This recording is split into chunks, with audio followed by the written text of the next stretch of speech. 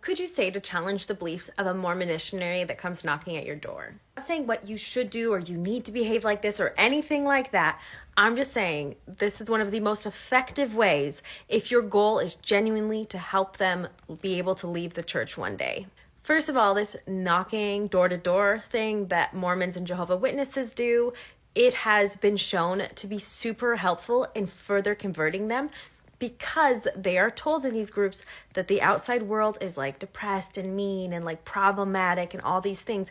And so when they go door to door to share what they think is just happiness and the love of God, and people are like spitting at them and swearing at them and telling them that they're going to go to hell and all of these nasty, nasty things, it reinforces the group's belief that the outside world is scary and problematic, and that they, the missionaries who came with good intentions at your doorstep, are obviously living a higher way of life. That's what it reinforces to them. So just being super nice and super happy with your life the way that it is, if you have the emotional energy and you want to chat with them, that's fine, but not being aggressive like at all, and being a really good example of just being a happy person without being in their religion is huge. I had been told my whole life that without church, without God, you can't be a good person. You can't be happy. I had one aunt that came to my wedding and she talked to me about like her atheism. And I remember being shocked by that because they were such good people. How could she be atheist and a good person?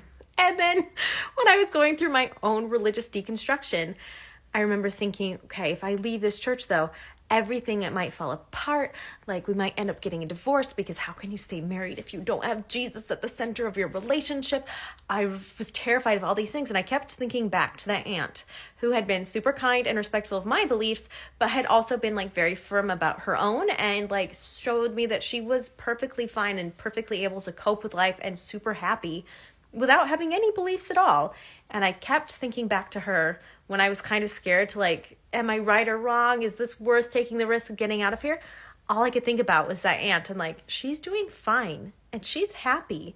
And she seems a lot more stable than a lot of people I know in the church. And just having her be present and be a good example was amazing. You could also read the CS letter and be like, hey, yeah, like I'd love to talk to you guys. I do have a few questions. And if you read the CS letter, a lot of those questions no members of the church can answer, and they point out a lot of the contradictions. Just do it in like a super respectful way and coming from an honest place of curiosity, like, oh, like, well, how would you justify this? Or this doesn't really work for me. What would you think about that? I've heard of quite a few missionaries that have since left who said people asking really kind but honest questions about the contradictions helped as well.